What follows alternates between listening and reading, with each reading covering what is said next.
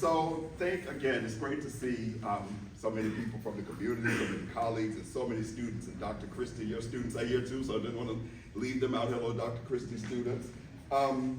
So I want to, again, echo Leah and welcoming everyone to our second and final symposium as part of our Baldwin 100 celebration. Last spring we had Symposium I that featured Baldwin biographer David Leeming, and it was really amazing, and it was recorded, so check that out on our website. So today, we've got two panels as part of our symposium. So this one is going to be followed immediately by one called Evidence of Things Not Seen, Creativity and Reconstruction from Trauma, which I hope you'll stick around for. So before we begin our meditation, I want to acknowledge a few people who've contributed considerably to Baldwin 100, without whose support none of this could have existed. So I want to start with my friend, Professor Joe LeBranner, Director of GMU School of Theater. I don't know if Professor Branner is here. He said he was going to try to make it, but I don't see him. But Professor Branner was instrumental in presenting last week's theatrical event, Critical Discourse on Baldwin's play Blues for Mr. Charlie. Not only did he share his own talents as an actor and creator, but he also enlisted the talents of award-winning theater artist Ifa Baiza, who brought us excerpts from her Emmett Till trilogy of plays, which was performed a couple of years ago at the Mosaic Theater in DC. And she's also currently teaching a playwriting course as part of the School of Theater this semester. Last Monday's event was especially gratifying because Ms. Baeza took advantage of the talents of GMU student and faculty actors for a presentation that was as entertaining as it was haunting and unique. I also want to thank Professor Rick Davis, Dean of the College of Visual and Performing Arts, who supported many of our Baldwin 100 endeavors behind the scenes. Rick is a colleague I met in my early days at George Mason as an untenured professor, which was a long time ago. And I've always appreciated his abiding commitment to diverse artistic endeavors and representations, and his willingness to provide resources to make those things happen. I'd be remiss in not pointing out the obvious, the venue in which this is taking place, right? The surrounding exhibit, Nothing Personal, Collaboration of Black and White, is based on a collaborative book produced by Baldwin and Richard Avedon, a famous photographer who was one of Baldwin's friends since childhood. This extraordinary exhibit was curated by Don Russell, who was up here a few minutes ago, curator of collections and director of Masonic exhibitions, and a team that included program manager Yasmin Salam and many others. So this speaks to the intentionality, the intentionally collaborative nature of Baldwin 100. And I would be remiss in not thanking this person. So if the mission is to create a year-long event celebrating a literary icon, it helps to have a notable literary scholar in high places. So we are grateful for the support of Dr. Ann Artis. I don't know if she's here today, but Dr. Ann Artis, the Dean of the College of Humanities and Social Sciences, who's enthusiastically and generously contributed to Baldwin 100. So now I'll stop with the thank yous, and I'll move to introduce today's, we'll know the word, we're not presenting papers, discussants, conversants, maybe some such word. So I'll begin with Dr. GerShun Alivez. He is a professor of English and Associate Dean of Diversity, Equity, and Inclusion for the College of Arts and Humanities at the University of Maryland, College Park. He received his PhD in English from the University of Pennsylvania, where he also earned a graduate certificate in Africana Studies. Prior to his current position, he held professorships at Yale University and the University of North Carolina, Chapel Hill. A cultural studies scholar, Dr. Alivez specializes in contemporary African American and diasporic literatures and visual cultures. Much of his scholarship explores how questions of gender and sexuality inform artistic production. In addition, he works in the fields of political radicalism, spatial theory, gender issues, and medical humanities. His first book, entitled Radical Aesthetics and Modern Black Nationalism, won the 2017 William Sanders Scarborough Prize from the Modern Language Association. His second book, which I brought with me, Black Queer Freedom, explores Black diasporic queer artists and questions of social space. And it was the finalist for the 2021 Sterling Stuckey Book Prize issued by the Association of the Study of Worldwide African Diaspora. In addition to these scholarly monographs, he has written articles and book chapters on a range of historical and cultural subjects, including the Cold War, segregation narratives, race and terror, social death, queer life, experimental poetry, Black women's writing, literary and cinematic satire, Black power politics, and the Black art movement. As you can hear from that list, the breadth of his scholarly imagination is absolutely astounding. And we are so fortunate to have him here today. And currently he's working on 2 projects. One is focusing on art and healthcare, and the second exploring Black queer history. So that's Dr. GerShun Alivez. Shane Stevenson is an undergraduate student studying civil engineering with a deep interest in city planning and ecology. Although his academic focus is practical and industrious, his background is based in artistic expression. Currently recording an acoustic guitar EP. I'm not sure what an EP is, but okay. His downtime is spent making music, drawing, reading, and playing games. Recently, Shane has enjoyed examining stories and dissecting them to understand their relevance to current social dynamics in America and worldwide.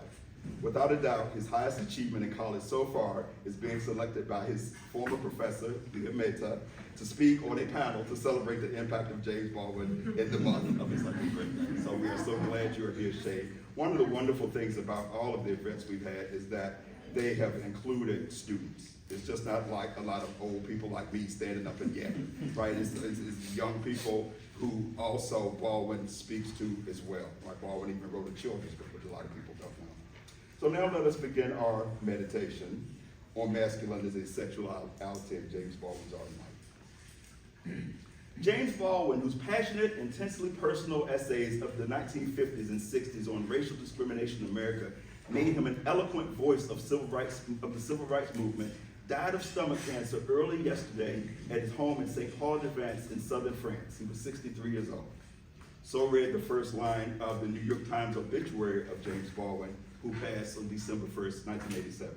You need to stop? Mike. Is this better? Yes. It is. Sorry. The publication of Baldwin's most searing and impassioned book of nonfiction, The Fire Next Time, in 1963, brought instant celebrity and money, about $625,000 in today's dollars, and made him the first African-American writer to grace the cover of Time magazine, which I'm sure you'll have to Google. It was an important magazine back in the 50s, 60s, 70s, 80s when people read magazines.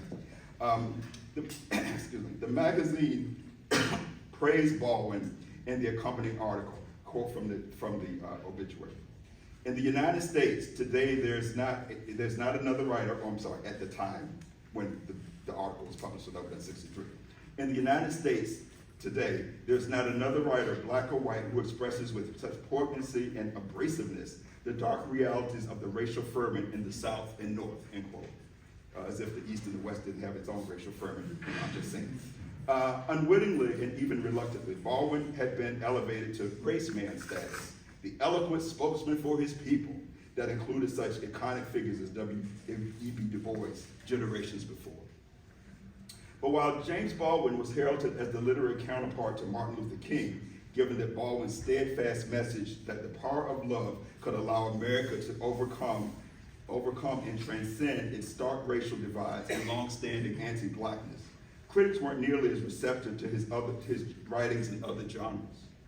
Indeed, Baldwin was a truly prolific author who published in multiple genres.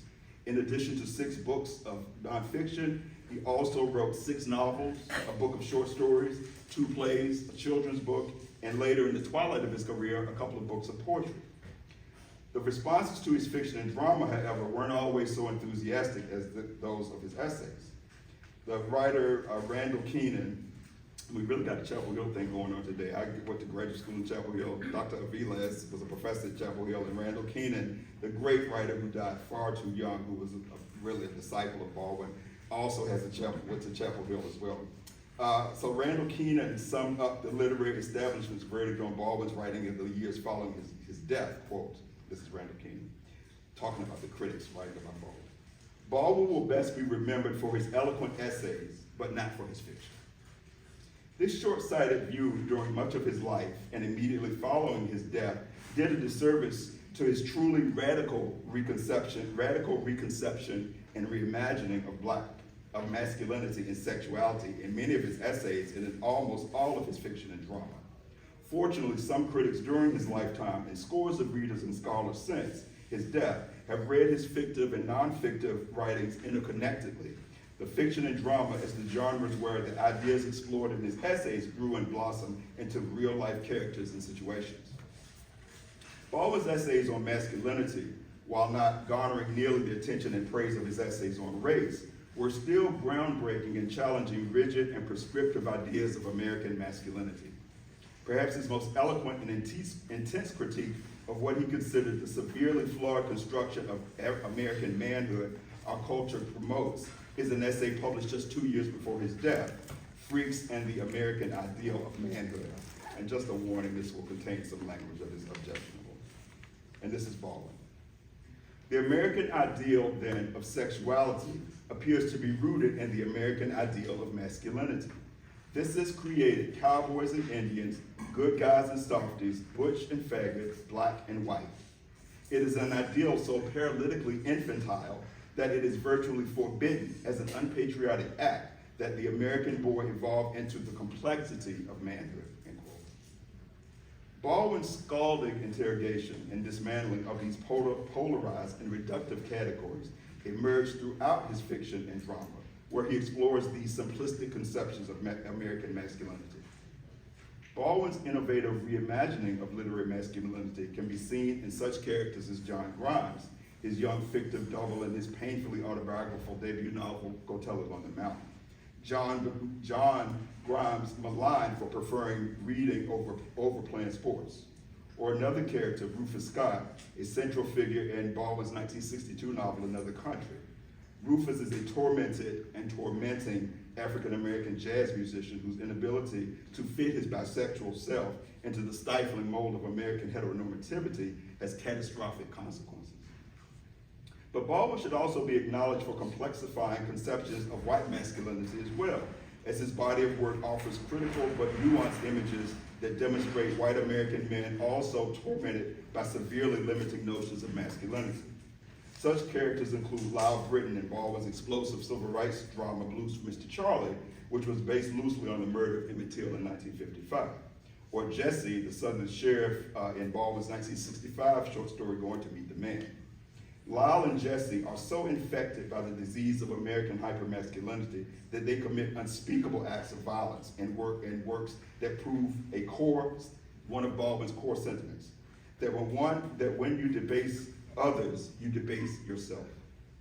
And sadly, we see the vestiges of what Baldwin deems paralytically infantile conceptions of manhood in our politicians and sports heroes through their poisonous masculine performances.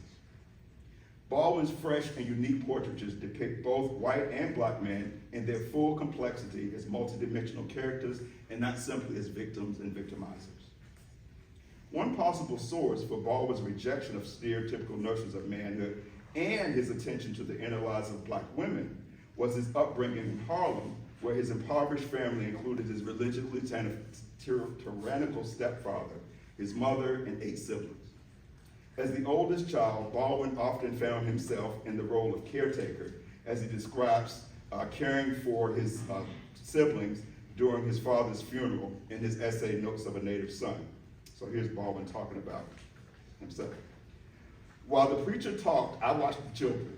Years of changing their diapers, scrubbing them, slapping them, taking them to school, and scolding them had the perhaps inevitable result of making me love them. Perhaps this surrogate maternal role cultivated in Baldwin a different gender sensibility, and his descriptions demonstrates that he defied socially confining designation of what constituted men's work and women's work. In addition to his nurturing relationship with Mother Emma Burtis Baldwin, for whom he was sometimes a surrogate and helpmeet, Baldwin would later develop strong friendships with legendary women artists such as the writers Lorraine Hansberry and Maya Angelou, and singers Josephine Baker and Nina Simone. Baldwin's proximity to the black maternal and intimate connections to real-life women and the unique challenges they endured might account for another achievement in his work, the intervention Baldwin made in reimagining the literary portraitures of African-American women. While many of his characters occupied conventionally women-identified spaces of the home and the church, his multidimensional portraitures also depict black women who were not always confined to socially prescriptive and sometimes stifling roles as wives and mothers. Thus, considerations of gender and sexuality in Baldwin's fiction and plays extend beyond the masculine. Beginning with his 1953 autobiographical novel, he opened a literary space unimagined by most of his literary male predecessors and contemporaries.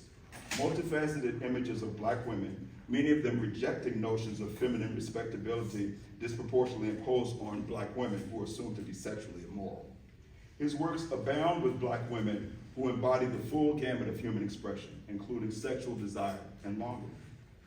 If Beale Street Could Talk, arguably Baldwin's best-known novel, on the basis of it being adapted into an Academy Award-winning film in 2018 by Moonlight director Barry Jenkins, reflects Baldwin's nuanced views of Black women. Baldwin endows 19-year-old narrator Tish Rivers with the generative power in that she both narrates the novel and bears her and the novel's main male protagonist's child. The fact that Tish and Fonnie, her falsely arrested lover, are unmarried defies the judgmental brand of Christianity in which Baldwin was raised, as Tish rejects social mores surrounding women's respectability and champions her own reproductive choices and freedom.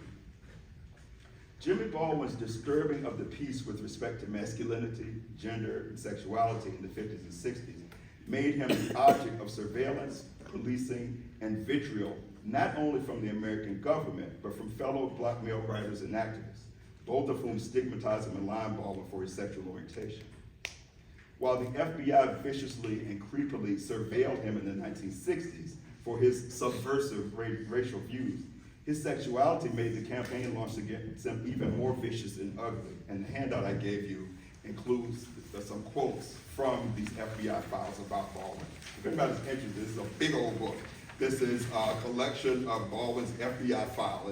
Scholar William Maxwell published this about 2017. The Freedom of Information Act, he was able to get Baldwin's FBI file. So it's chock full of just fascinating, if not disturbing things. One agent in the FBI wrote FBI Director J. Edgar Hoover, who himself was suspected of being gay, regarding not only Baldwin's activism, but that of another Black gay civil rights activist, Wyatt Rustin. And some of you might have heard of Wyatt Rustin. He was one of the principal organizers of the March on Washington in 1963, Martin Luther King had a dream. I won't say anything about that. So where am I? The memo about Baldwin and Rustin read thusly in the FBI file, quote, Baldwin and Wyatt Rustin are better qualified to lead a homosexual, and the words homo and sexual are hyphenated, homosexual movement than a civil rights movement, end quote. In another entry in Baldwin's colossal FBI file, an agent wrote to Hoover this: it is not a matter of official record that Baldwin is a pervert. However, the theme of homosexuality has figured prominently in 2 of his 3 published novels. Lest we erroneously conclude that Baldwin only experienced white state-sponsored policing and verbal assaults because of his sexuality, radical young Black men associated with the Black Power movement in the 60s were equally hateful in their homophobia. Eldridge Cleaver of the Black Panther Party, he's one of the pictures on the handout that Leah distributed, engaged in a sexual character assassination in Baldwin in his 1968 book, Soul on Ice, smearing and denouncing Baldwin with such comments as these: it seems that many Negro homosexuals, and Negro was the term used for African Americans at that time in the 60s, many Negro homosexuals acquiescing in their racial death wish are outraged and frustrated because of their sickness, they are unable to have a baby by a white man. This is pretty disgusting. The Black homosexual, when its twist has a racial nexus, is an extreme embodiment of this contradiction. The white man has deprived him of his masculinity, castrated him in the center of his burning skull.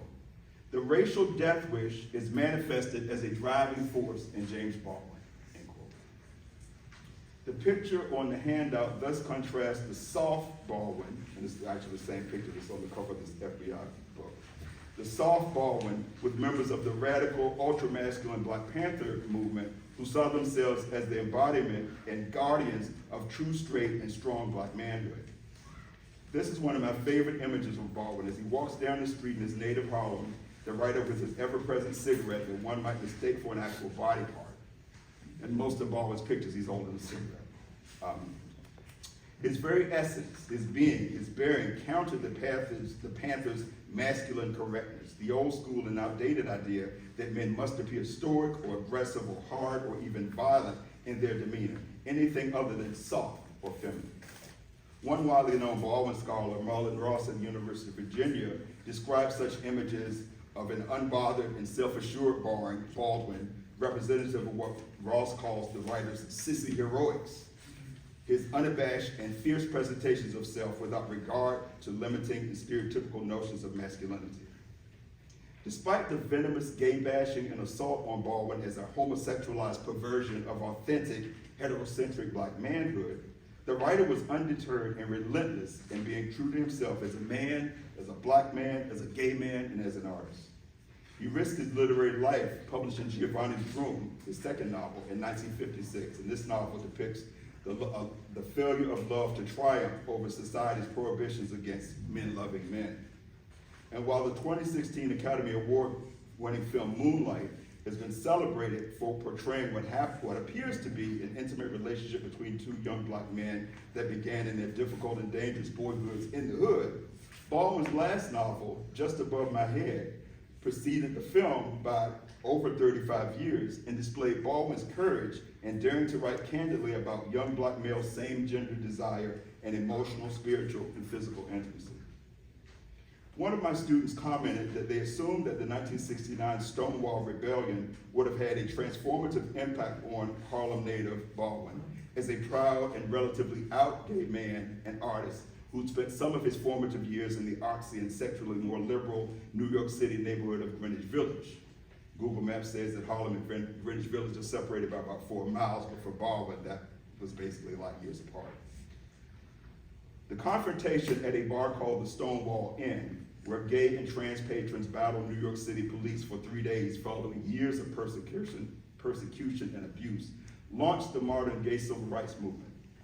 But I countered my students' assumption regarding Stonewall's presumed effect on Baldwin. Not only was he not even in the country at the time, he returned to Turkey in the wake of Martin Luther King's assassination and was completely disillusioned with America by this point. And to my knowledge, Baldwin has never mentioned Stonewall in any of his writings or interviews. So while he's now celebrated as a so-called queer icon, his own thoughts about same-gender love in terms of race and politics complicate the gay rights movement's claims on him and his legacy. And I should note here an important example of what I'm considering Baldwin's paradoxical position with respect to the contemporary LGBTQ movement in politics and culture is an exhibition that's open right now at the Smithsonian called National Portrait Gallery. It's called This Morning, This Evening, So Soon, James Baldwin and the Voices of Queer Resistance. And this actually, I haven't seen this yet, but it'll be up until April. So in one of his last interviews, a white gay cultural critic asked Baldwin this question: do black gay people have the same sense of being separate as white gay people do? And here's Baldwin's response. Well, that I think is because white gay people are penalized, as it were, unjustly. They were placed outside a certain safety to which they think they were born. But a black gay person who is a sexual problem to society is already, long before the question of sexuality comes into it, menaced and marked because he's black or she's black. The sexual question comes after the question of color. It's simply one more aspect of the danger in which all black people live. The white gay world is no more prepared to accept black people than anywhere else in society. It's a very insulated world with very unattractive features, including racism, end quote. Baldwin's response amounts to a theorization of racial and sexual intersectionality, which precedes law professors Kimberly Crenshaw's coining and theorizing of it in the early 1990s. His insistence that identities can't be fragmented and compartmentalized demonstrates the prophetic nature of his words, which insists that these identities cannot be separated without diminishing the totality of one's full and multidimensional self. Ultimately, these and other powerful declarations continue to impact American popular, political, and academic life in our contemporary cultural moment. Go the way your blood beats, Baldwin proclaimed in the same interview, a directive which should be a guiding principle for anyone, regardless of whether you're transgender, gay, bisexual, straight, or any other identity along the gender, sexuality axis. So that's just a little bit of historical context for Baldwin's thoughts on masculinity and sexuality. And now we're going to begin our conversation.